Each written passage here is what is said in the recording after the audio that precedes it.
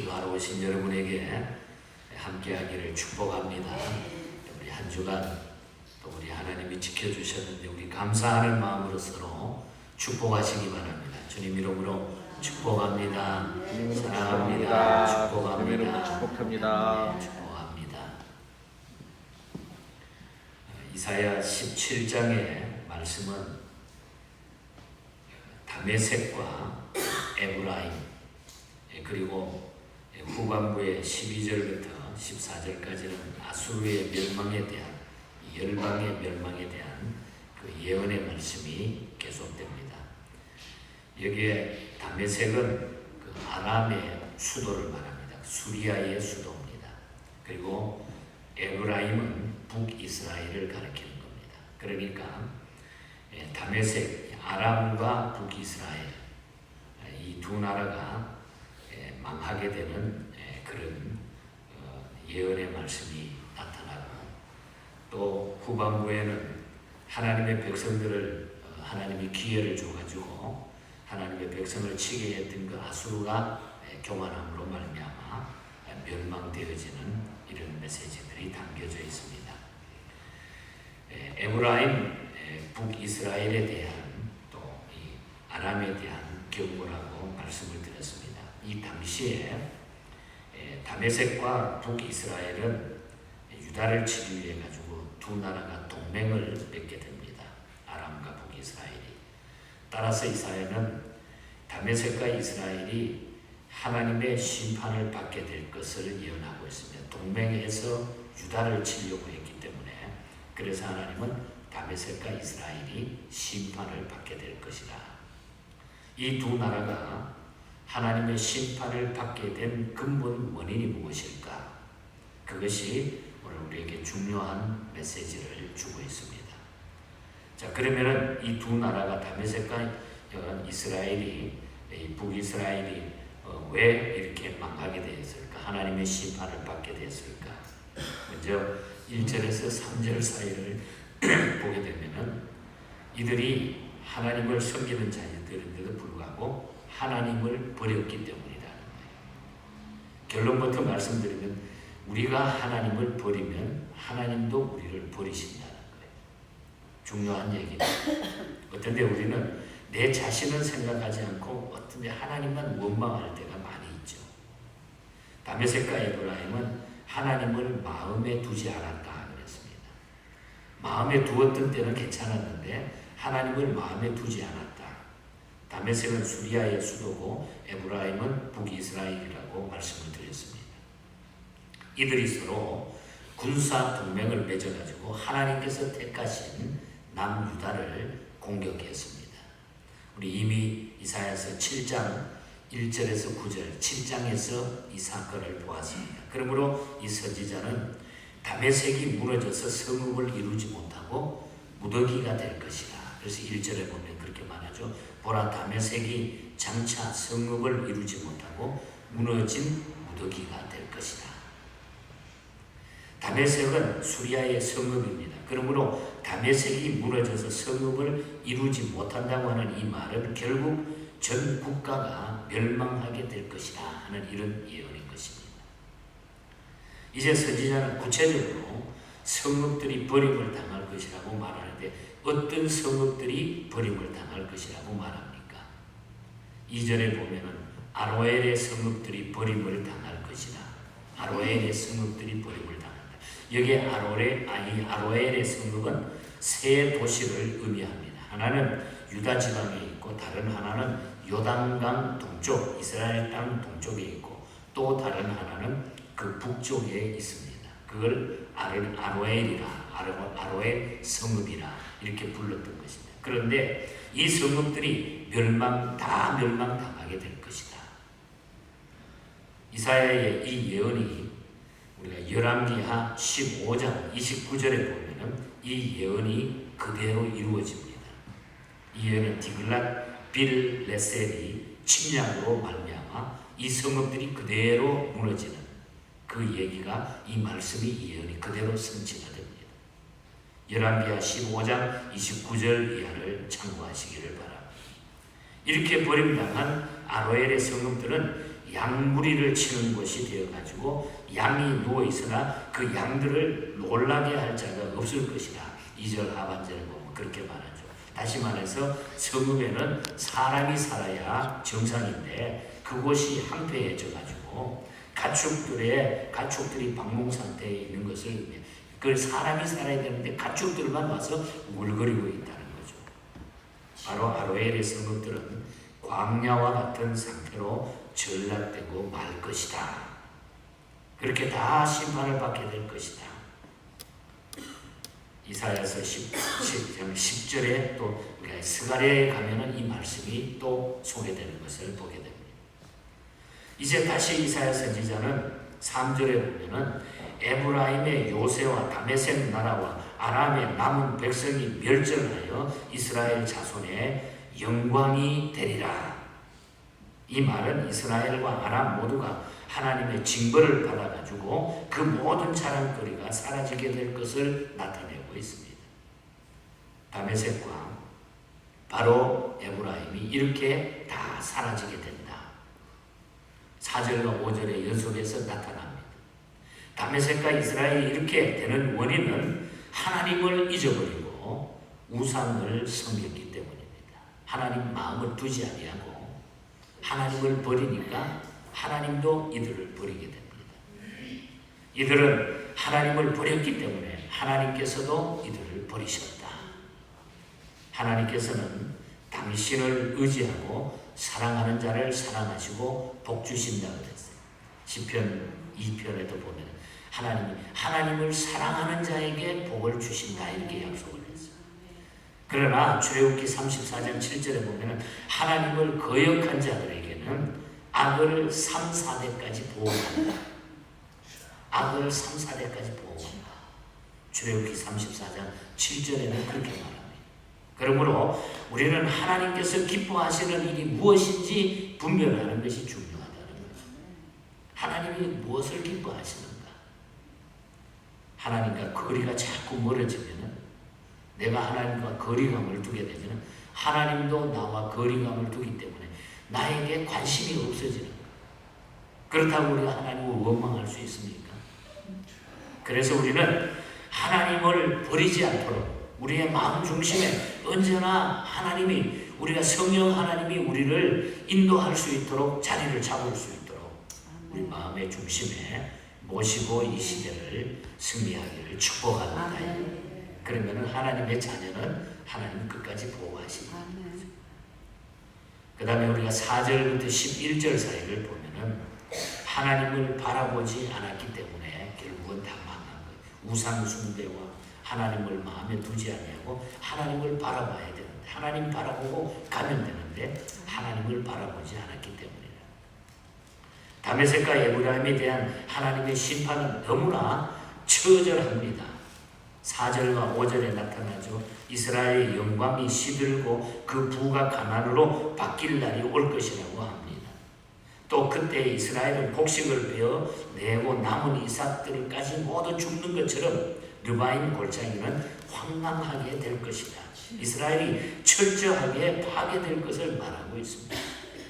4절에 보면 그날에 야곱의 영광이 쇠하고 그 살찐 몸이 파리하게 된다. 하나님이 주신 그 영광이 다 파괴돼 버리고 그냥 살찐 그 몸이 아주 그냥 빼짝 말라져가지고 이렇게 될 것이다. 또 5절에 보면 마치 추수하는 자가 곡식을 거두어가지고 그 손으로 이삭을 벤 것 같고 르바임 골짜기에는 이삭을 주운 것 같더라. 그냥 싹 없어진다는 거예요. 다 없어져 버린다는 거죠.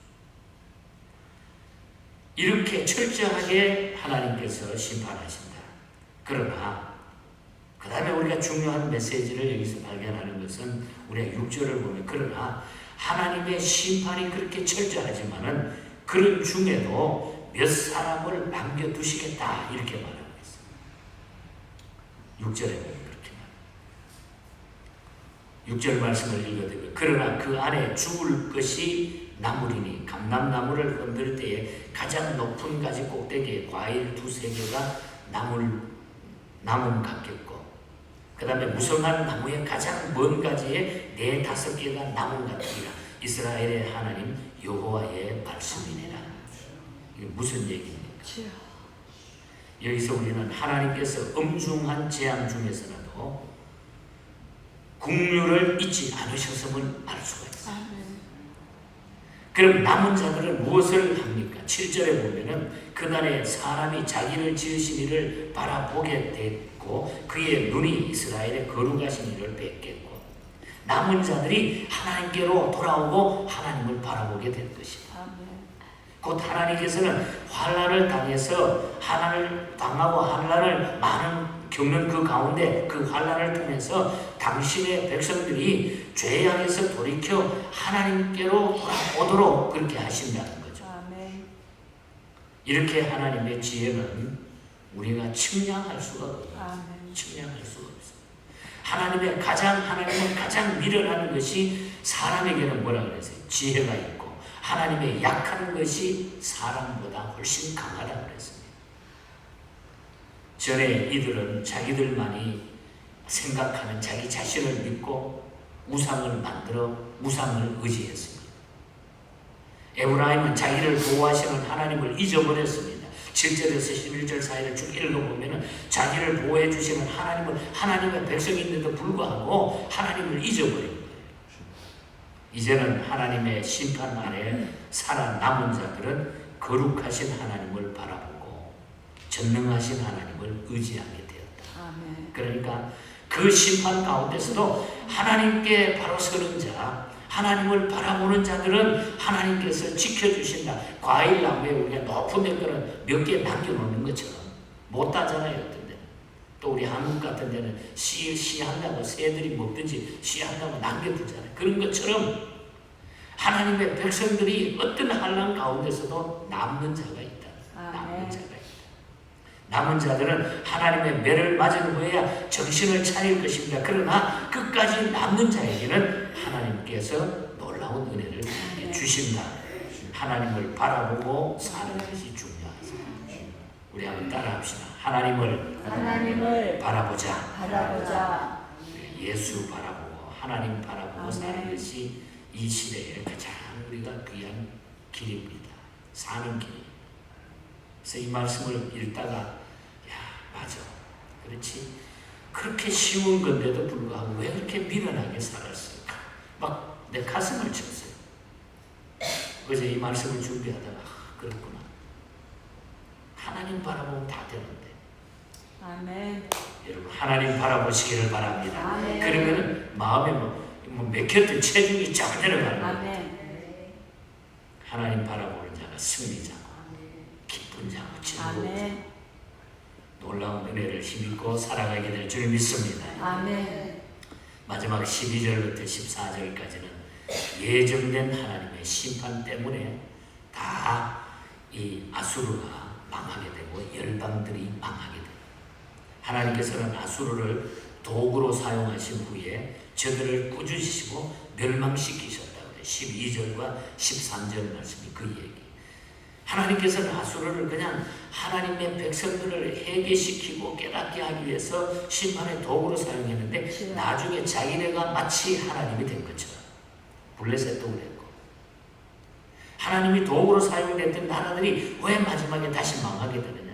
물론 하나님이 계획 속에 하는 일인데도 불구하고 이 사람들이 다 교만해졌어. 자기네들이 하나님이 된 것처럼. 하나님께서는 당신의 백성을 사랑하신다는 것입니다. 결국 하나님의 백성들을 괴롭히는 모든 대적들을 하나님께서는 다 물리쳤어요.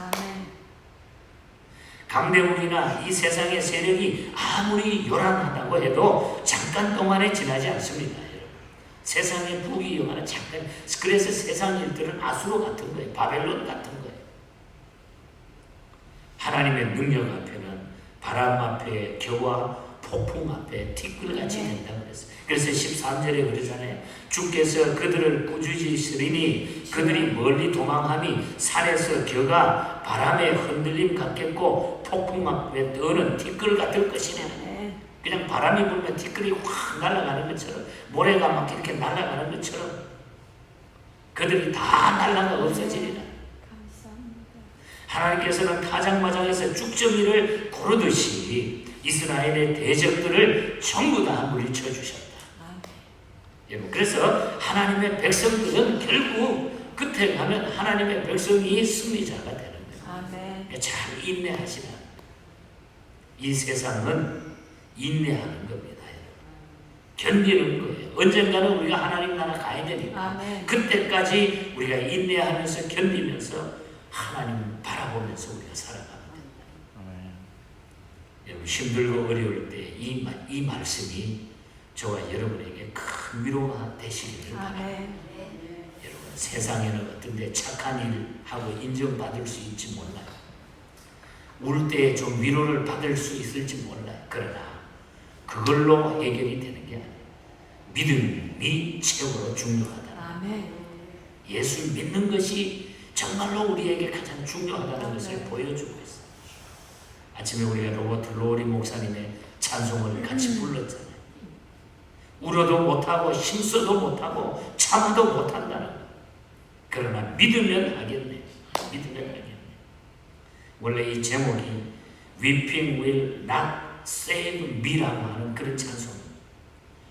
우는 것이 나를 구원하지 못한다.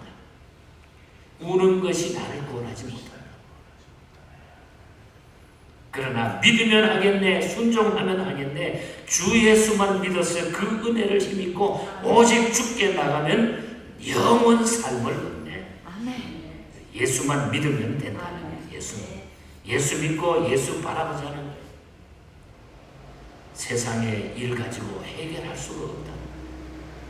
세상에 착한 일 가지고 돕는 일 가지고 우리가 해결할 수 없는 문제가 우리가 예수 믿는 것, 영혼의 구원, 영원한 삶을 누리시는 여러분이 이미 되셨지만 다시 한번 이것을 오늘 아침에 확인하시고 남은 생에 주님만 바라보자. 아멘. 이것만 오늘 잊지 않으면 돼요. 주님만 바라보자.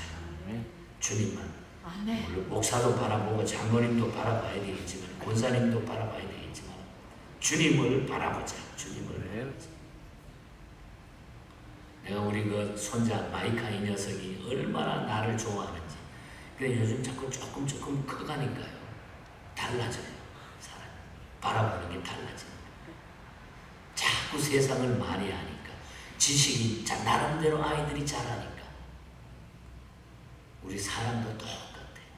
순수할 때 아무것도 모를 때는 주님만 바라보고 좋아하는데 이거 세상에 그냥 휩싸이고 뭐 하다 보니까 세상이 좋으니까 주님 바라보는 게 자꾸 약해져요. 회복하시기를 바랍니다. 회복하시기를 바랍니다. 주님 바라보는 것이 우리의 최고의 삶, 최고의 삶. 아멘. 주님 바라보면은 많은 좋은 것이 많이 생기게 돼 있어. 아멘. 주님 바라보면은 먹을 것도 입을 것도 좋은 일이 많이 생길 줄 믿습니다. 그게 우리의 행복이잖아요. 아멘. 그 즐거움으로 우리 주님 앞에 서는 그날까지 여러분 행복하시고 승리하시기를 주님 이름으로 간절히 축복합니다. 기도.